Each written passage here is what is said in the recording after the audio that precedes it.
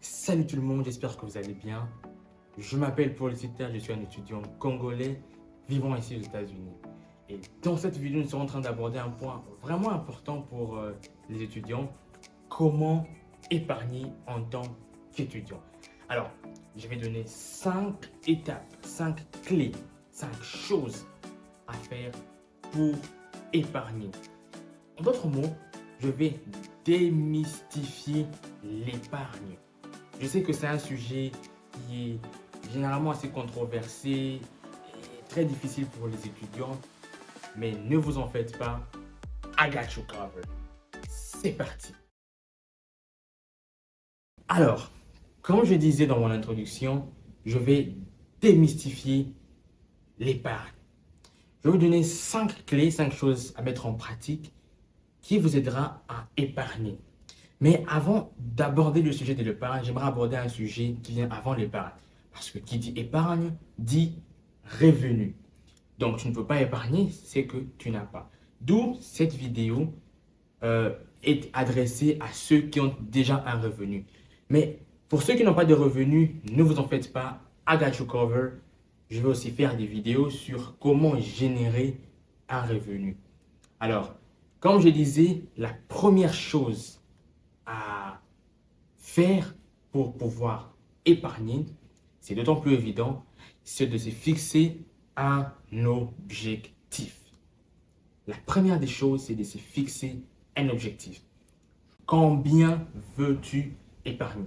Ça peut être 1000 dollars par an, ça peut être 500 dollars par an. Quel est ton objectif? Tu peux épargner peut-être pour acheter un véhicule, euh, peut-être pour te marier. Tu dois avoir un objectif clair pour lequel tu épargnes. Donc vraiment, la première des choses, la première pierre que j'aimerais déposer, c'est d'abord se fixer un objectif. Alors, si tu me suis, si tu suis cette vidéo, je te demanderai de mettre pause à la vidéo, de prendre un papier, de réfléchir à combien tu aimerais épargner et pourquoi tu aimerais épargner. Et je vous assure que le pourquoi là a plus d'impact que ça vous aidera même à épargner. Parce que le but, c'est d'épargner de manière effortless, sans effort. Et la deuxième chose que vous devez savoir, pour ceux qui ont suivi ma précédente vidéo, je répète cela encore, savoir dire non. En tout cas, vous allez m'appeler radin, vous allez me donner tout le nom que vous voulez. Je m'en fous, je m'en moque, je m'emballe, ça m'est égal. Donc vraiment, la deuxième des choses, c'est de savoir dire non.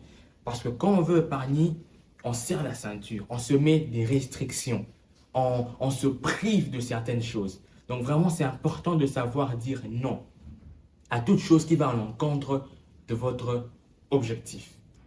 Là, c'était la deuxième chose. La troisième des choses, c'est de savoir diminuer ses dépenses. J'aime bien cette illustration dans le sens où pour aller de l'avant ou pour monter, il faut d'abord commencer par descendre. Que veut dire descendre? C'est d'abord de diminuer. Donc, ça, c'est la base. Pour monter, on diminue d'abord ses dépenses. On diminue d'abord ses dépenses pour augmenter ses revenus. Parce qu'en diminuant ses dépenses, le delta qui sera généré entre le montant que tu dépensais et le montant que tu commenceras à dépenser après avoir diminué tes dépenses, ce montant-là, tu peux l'affecter à l'épargne. Donc, c'est important d'abord de savoir diminuer ses dépenses. Et que veut dire diminuer ses dépenses? Supposons que, comme moi par exemple, je prends un exemple concret, que personnellement j'ai vécu, je payais l'assurance de mon véhicule par mois à 323 dollars. Ça, c'était par mois.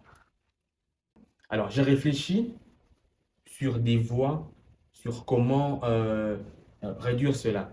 Bien sûr, j'ai posé des questions à ceux qui sont là, qui étaient ici avant moi, à mes tantes, à mes oncles. Ils m'ont aidé, ils m'ont montré la voie. Et j'ai pu passer de 323 à actuellement 190 dollars par mois.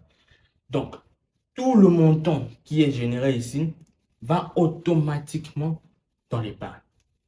Donc, vous voyez un peu le delta qui est fait là, ça va automatiquement dans mon épargne. Et vous pouvez le refaire.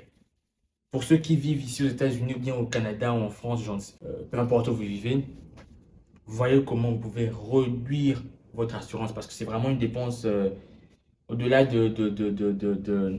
du loyer, c'est aussi une dépense assez importante. Et pour ceux qui ont des loyers, vous voyez comment vous pouvez vivre en cohabitation, comment trouver un meilleur deal. Mais vraiment, réfléchissez à comment vous pouvez diminuer vos dépenses.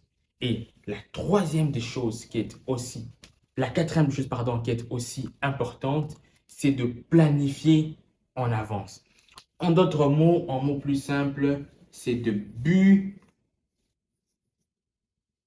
budgétiser. Je pense qu'ici, je vais effacer ça. On va mettre ceci. Budgétiser.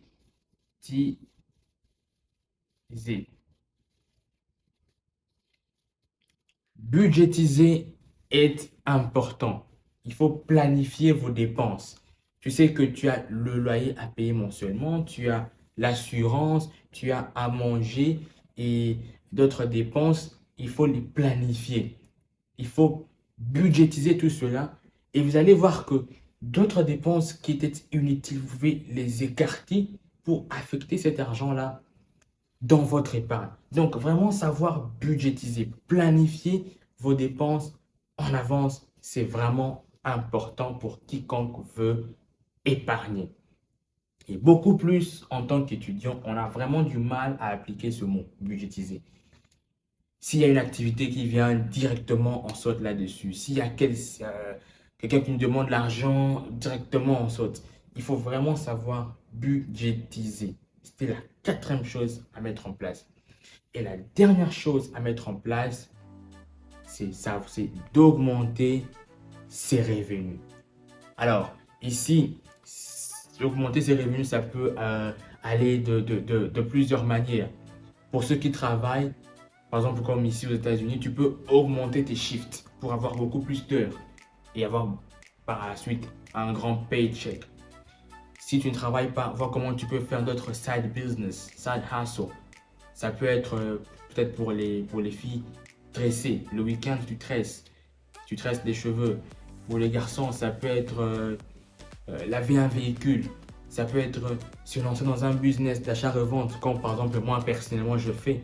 J'achète des trucs à moins cher, je revends à plus cher, je fais mon profit, je réinvestis l'argent et ça permet de te faire un petit revenu à côté. Donc c'est vraiment important de pouvoir augmenter ces revenus pour pouvoir épargner. C'est vraiment important. Mais dans une prochaine vidéo un peu plus spécifique, je vais vraiment en parler en détail sur comment on augmente ses revenus, quels sont les business à faire pour augmenter ses revenus. Mais en tout cas, n'hésitez pas à liker la vidéo, à vous abonner, à partager. Ne soyez pas quand même radin à ce niveau-ci. Partagez quand même la vidéo. Je suis pour être radin, mais pas à ce niveau ici. Quand même, partagez la vidéo. Je crois que ça peut aider plusieurs personnes. Sinon, ciao!